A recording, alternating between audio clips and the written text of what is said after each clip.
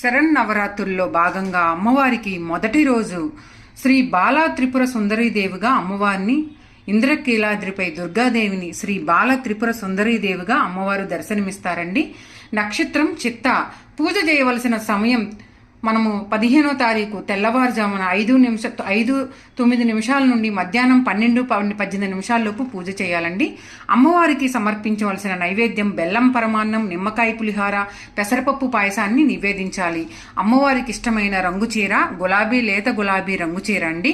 అమ్మవారికి ఆ రోజు మనము లలిత అష్టోత్తర శతనామాలు, లలిత సహస్రనామం ఇవన్నీ కూడా చదువుకుంటే మొదటి రోజు చాలా చాలా మంచిది. అమ్మవారిని అర్పించడం వల్ల కలిగే ఫలితాలు ఏంటంటే సంతానం లేక బాధపడే వాళ్ళకి సంతానం, శత్రుపీడలు పోయి అన్నింటా విజయము, కార్యసిద్ధి, ధనధాన్యాభివృద్ధితో ఉంటారనమాట. అమ్మవారికి ప్రతినిత్యం ధూపం వేయాలండి. చూశారు కదండి దుర్గాదేవిని మొదటి రోజు ఏ విధంగా పూజ చేయాలో. ధన్యవాదాలు.